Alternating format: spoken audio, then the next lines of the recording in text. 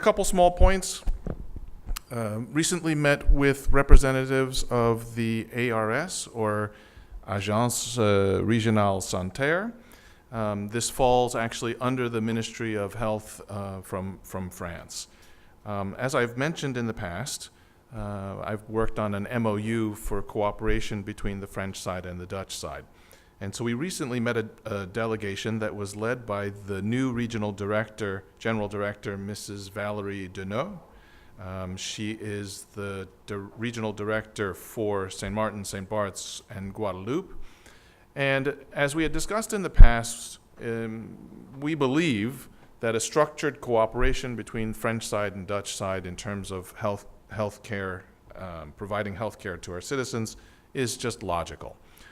We looked at the idea of, for specialties that we're developing, especially as we're in the process of building a new hospital, that we try and make sure that the services that we offer are complementary services and not competitive services. So especially as the more sophisticated services develop, usually you need a larger population base in order to service those specialties and make them financially feasible.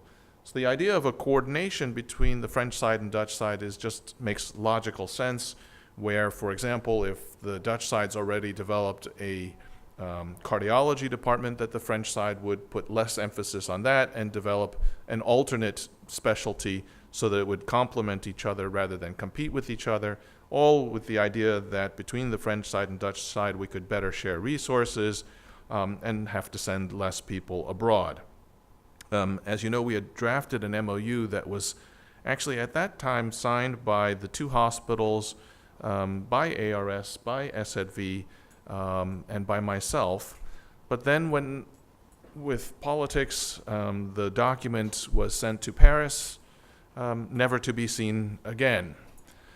So that was really the focus of the discussion, and I think obviously post-Irma, the need for cooperation between the two sides is even more clear. And so the meeting, I would say, was a very positive meeting, with an assurance from the new director that she would take the results of our meeting back to Paris, back to the Ministry of Health, and try and see in terms of how we can get just the MOU done. At the time, look, the feeling was this was a simple MOU. There were no hard consequences. There was no dollar commitments. It was, in essence, a simple agreement to cooperate. And the difficulties in getting that executed highlights some of the challenges of cooperation between the two countries, but obviously makes tremendous logical sense. Another topic, I had a nice courtesy visit. This was organized by the Ministry of CPS with Naturalis. It is a team of students and supervisors from Holland. It is a research team. They've been putting up a number of insect traps, mosquito traps around the island, and their project is focused on identifying the number of various species of mosquitoes on the island. How is this significant from a health perspective is that very often specific diseases are carried by specific species of mosquitoes. So having a better understanding of which mosquitoes are actually here on island gives us a better idea in terms of which diseases the population's at risk for. It was an excellent conversation, and also gives us an opportunity to, although it's not their specialty, to talk a bit about mitigation strategies and what they've seen. And I found the conversation to be extremely educational. Again, for the public to understand, the circle actually that mosquitoes will actually travel from their breeding site is a fairly small circle. So, mosquitoes, let's say in the Guana Bay area, aren't traveling to Cole Bay or to St. Peter's. And so what it means is the issues are very, relatively speaking, very localized issues, which means that if as a ministry we do a good job, or as a community, if we do a good job regulating mosquito breeding sites and controlling the mosquito population in our neighborhood, our quality of life, we should see the results as a community one time. This dovetails a little bit into my next topic. Again, I'm very proud of the work of the ministry. The Ministry of VSA and through CPS, we're working on a vector control and a vector awareness program. They have a theme for it. If you clean it up, we will pick it up. The idea is, obviously, post-Irma, there's a lot of debris still on the island. All of this debris creates ideal mosquito breeding sites, and we're working together with different entities, including UNDP and World Bank, of course. And so the Ministry of CPS, we've taken 15 unemployed individuals, trained them in terms of what to look for as inspectors for vector control, in particular for mosquito breeding sites, and we're using them to help make assessments in our community. Actually, I have some statistics here. In April of 2018, plus or minus about 3,006 premises were visited, of which the team was given access or permitted to enter 953 homes. What they found is that 1 in every 7 households was found positive for mosquito larvae. This gives us a household index of 14%, and according to the WHO, really should be about 2% would be norm. So what they are finding from their studies is that we have a high risk in terms of the size of mosquito population, and the mosquitoes obviously serve as vectors for diseases. The team is going through different neighborhoods, and we have a number of upcoming activities. The first week of May, we are going to be focused on Sucker Garden, Middle Region, Dutch Quarter, Belvedere, Mount Williams, Defiance, and Bishop Hill. This is done in cooperation with the Ministry of Romy and goes back to our theme of, if you clean it up, we will pick it up. So the idea is that we, in conjunction with Vromi, have arranged that materials in this neighborhood, again, Sucker Garden, Middle Region, Dutch Quarter, Belvedere, Mount William, Defiance, and Bishop Hill, if by 7 o'clock on May 8th you have taken the debris and moved it to the side of the road for pickup, Vromi will arrange vehicles to come and pick up the debris. And I've asked, I said, are we talking about refrigerators, sofas?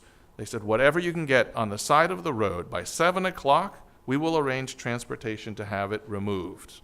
So again, we think this is a great step in terms of removing mosquito breeding sites for our community and in overall keeping the health of our population better. In the second week of May, now we've not identified the pickup dates yet, so don't be confused, right? The second week of May, we will focus on Oyster Pond, Dawn Beach, Tamarind Hill, Guana Bay, Over the Hill, and Illage Road. And in the third week of May, Phillipsburg, Over the Bank, Hope Estates, Cahill, and Bel Air. And then we will continue through the various communities. So again, just for clarity, so there's no confusion, the pickup date for the first set of locations, Sucker Garden, Middle Region, Dutch Quarter, Belvedere, Mount Williams, Defiance, and Bishop Hill, is May 8th, and the things need to be on the side of the road by 7 a.m. Now, there's also a possibility they can also give permission for the ministry to enter their property, but then somebody needs to be around to make sure, because they're not going to go into people's yards and remove things because it might be something that you said I was saving, so you get into sort of legal liability issues. And the last topic I'd like to touch on is, as of this past Monday, April 23rd, we've launched phase 2 of the food voucher program. But in essence, I think it's much broader than just a relaunch of the food voucher program. It is really about getting a much better assessment of what's happening in the community. So if you remember, first phase of the food voucher program, or the basic needs voucher, people were coming here to the government building, and now we're trying to go out into the community. There's 5 locations that have been set up, namely the 3 help desks from the ministry, the community help desks in Coal Bay, St. Peter's, and Dutch Quarter. And in addition, we've added 2 additional temporary facilities, the John Larmeny Center and Simpson Bay Community Center. There are hours for the community help desk. They're open for registration from 8:30 to 12:30 and from 2 to 5. And the idea is that people can come in and and fill out applications for assistance. As I've mentioned, we're trying to go further and also get a better assessment in terms of social needs, reconstruction needs. So we're trying to do as comprehensive an intake as possible and see how we can better dovetail the needs of the community with the services that a government is offering in terms of social assistance, but also in terms of reconstruction activities. I thank you very much. An International Day of Awareness held globally on April 22nd every year.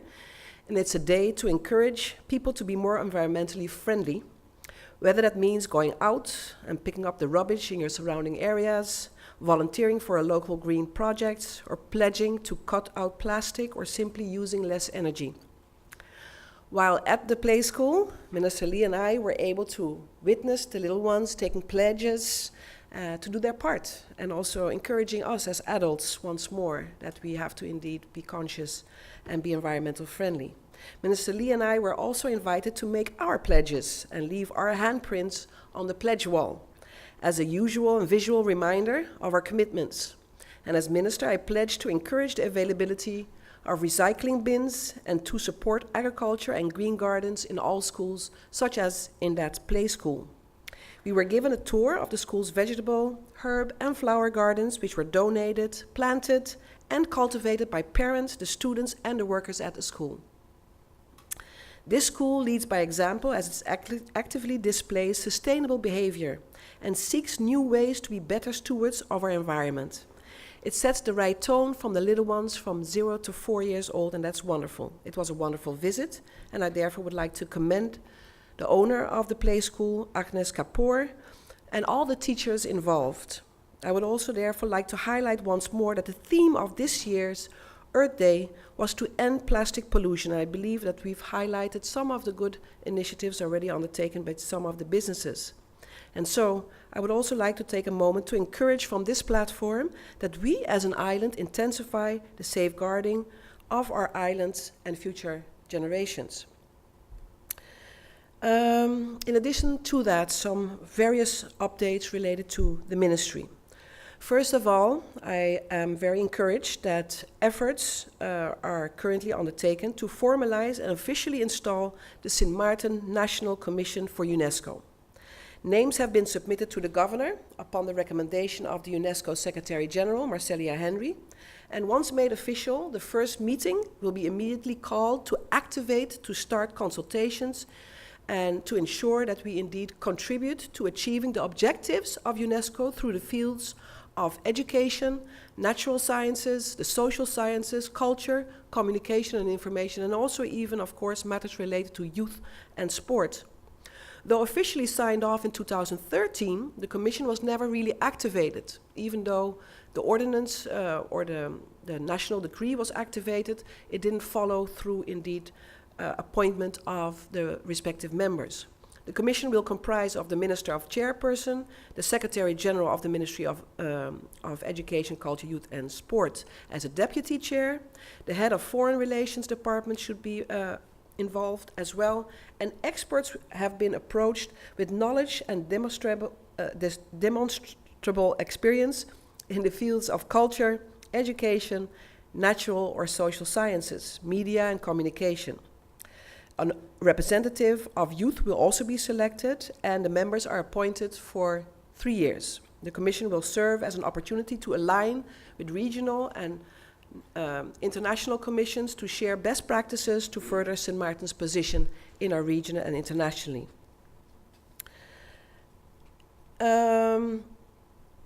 We also, and therefore to remain a little bit in the area of recovery, yesterday the ministry received 3 vehicles from Motor World, made possible with funds donated from the Dutch Ministry of Education, Culture and Science. I was on hand to accept the vehicles along with Dutch representative to Sint Maarten, Chris Johnson. The cars will be used to carry out the daily task within the ministry, including the inspection visits to the schools.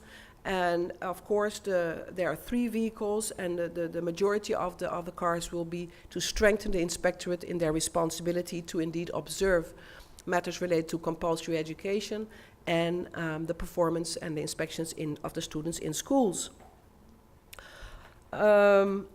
I would like to therefore also emphasize once more that I would like to express my sincere appreciation to the hard-working staff of the ministry. They spent hours to ensure that all the goods, including the vehicles, are indeed received in proper order, that we ensure proper accountability to our funding agency, in this case, of course, the Ministry of Education, Culture and Science in the Netherlands.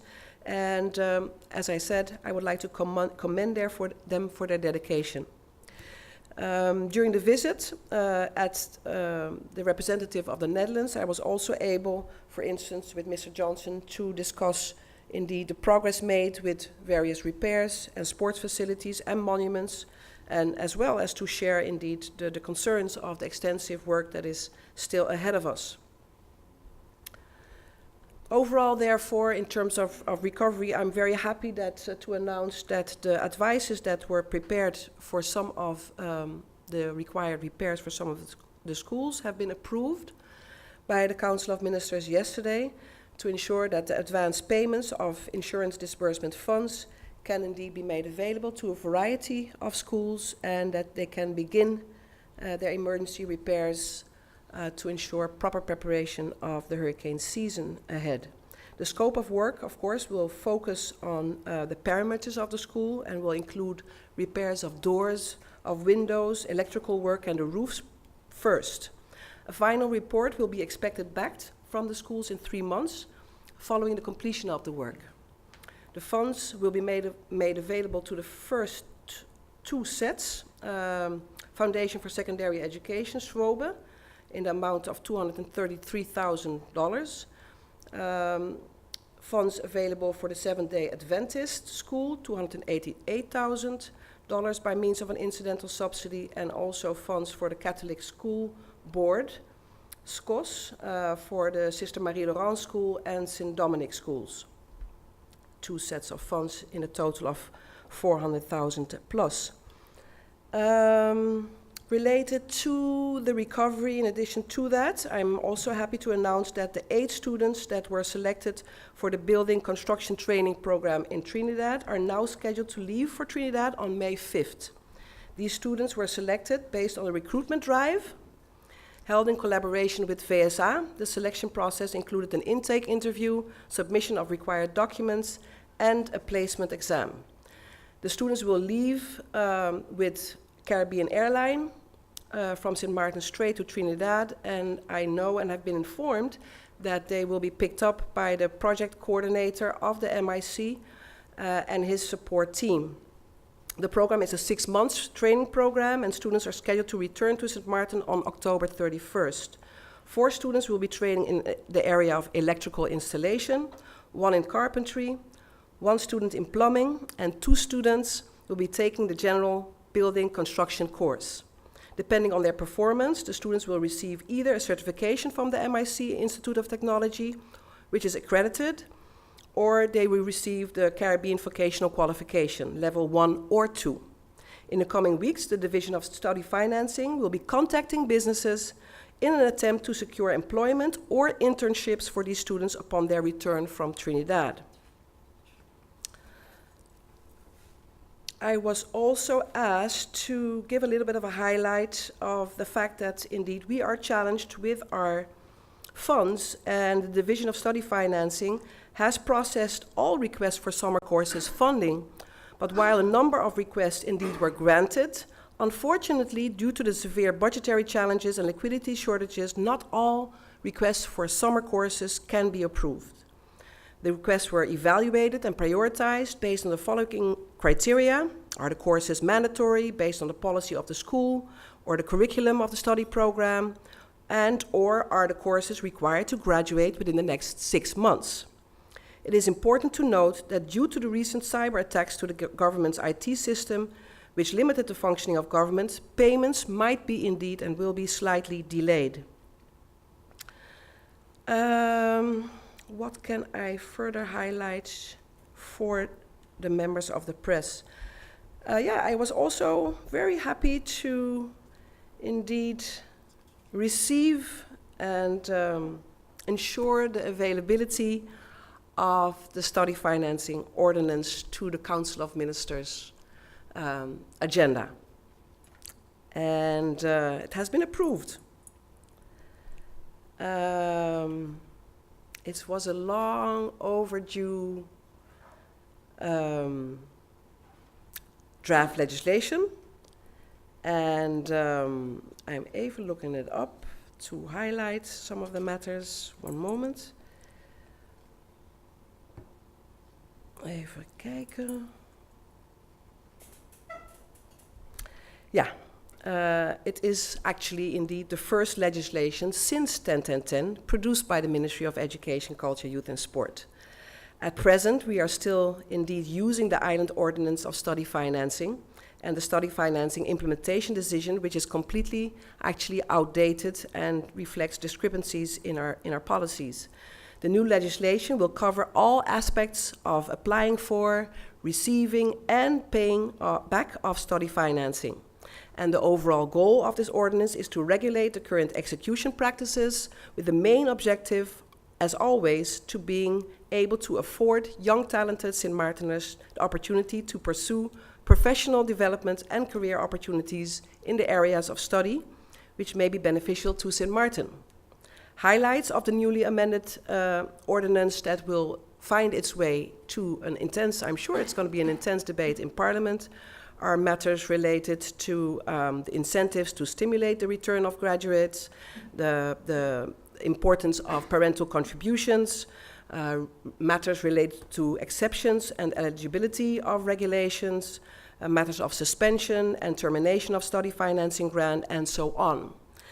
I would like to recognize, therefore, the Department of Education, the Division of Study Financing, Legal Affairs, and all other stakeholders who contributed to this historic document, and I look forward to the debate in Parliament, which was, of course, as we all know, way overdue.